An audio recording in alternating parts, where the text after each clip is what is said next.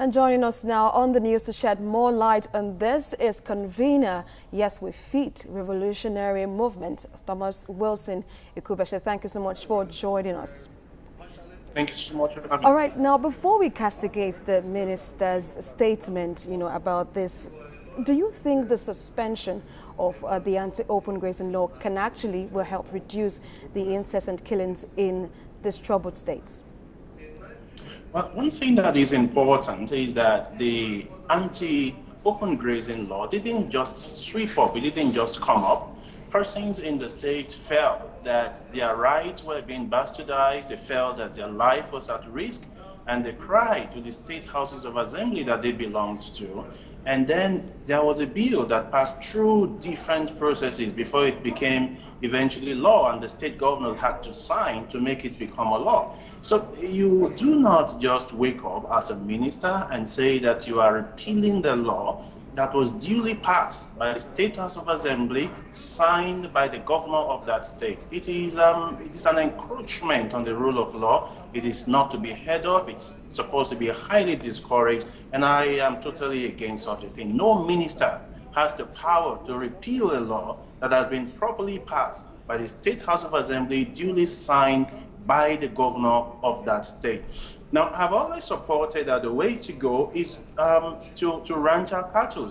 If they decide to call it colony, well, whatever that means, but ranching is the way to go, and we already have states that are willing to, donate land for ranching. I think that's the way to go, but asking that the states that have passed the law should suspend it is against the spirit and the norm of democracy, and it should be discouraged. As a matter of fact, the Honorable Minister should be made to apologize to the states that have passed this law, which he is asking to repeal. It doesn't have such powers, and it should not be heard of in a democracy. All right, and one of those states is Ekiti, where the governor of Fayoshe is saying that the federal government cannot abrogate the anti-grazing law, that the constitution is clear on what that holds for the federal and state levels. Are we expecting, considering that these ministers are aware of what the constitution says, are we expecting court orders here and there between ministers and state governors? You see, the bottom line is, if you look at the conflict that we've been having between the herders and the farmers, you realize that it does appear that there is some silent conspiracy. As a matter of fact, the crisis shouldn't have taken this long. The issue is about the open grazing, the cattle, they go and they feed on the crops, and people get killed. And the solution is to ban the open grazing and make provision for people to take their cows to where they could feed within a confined environment. The government should be seen to be supporting this, not discouraging it, not telling people who have passed the law in their state to repeal it. So the state of Ekiti is also an instance, and I believe that if we truly want peace, if this administration truly wants peace in this country, they should do everything to see that we ranch our cattle. That is the way Thomas, I'm not sure if you understood my question. I'm asking how optimistic you are that this matter will maybe settled in a peaceful manner and not with court matters between defense minister and state governors who have gone ahead with the anti-grazing law. Yes, it could be settled. Now, if you realize the way these laws were passed, it didn't just wake up, there was open hearing, and then, it went through the various process, of passing the law at the state houses of assembly. So certainly it can be settled. But the Honorable Minister for Defense should not inflame the situation by asking that state to repeal the law.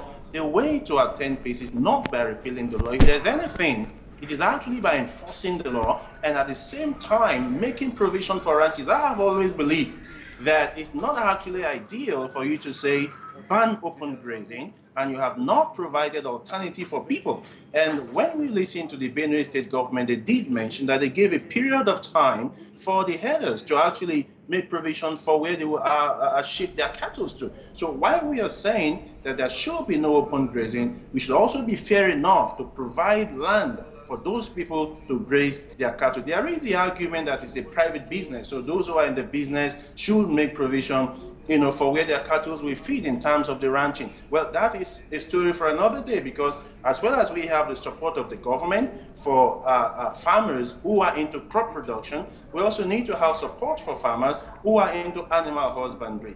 Cattle rearing is a form of agriculture, and the government also should support them the way it supports the other people who are in other sectors of agriculture. Now, you've said that the federal government should support all those who want to go into cattle ranching. Now, the House of Representatives, as you know, directed the federal government to come up with a supplementary budget to support this. Do you think the Nigerian economy can actually accommodate this? Well, getting a supplementary budget, if it passes through the House, the National Assembly, and it is taken by members of the House, well, the bottom line for me is that we should not see herders as enemies of the people. They are not enemies. They are doing their own business, but that business that they are doing should not impinge on the right of other people. Now, the same way that we have support of the federal government for those who have agronomy, those who have crops in their farms, and we have fertilizers for them, the same way the government can also support those who are into animal husbandry by way of cattle rearing. That also should be supported by government. But the bottom line is, having to do open grazing in 21st century is strange. It should not be accommodated in any way. But while we are doing effort to take that out of the system, we should also consider that when you are doing that, those who are also in the farmers should also be given some form of support from the federal government. That's where the issue of the ranching coming, the support from the state government. Fortunately, we've had about 11 state governments that are willing to donate land for ranching. So that's beautiful enough. So our emphasis right now as a nation, as a government, should be about getting those ranches to be established in states that have volunteered to have land. Some states say they don't have land. There's nothing you can do about that,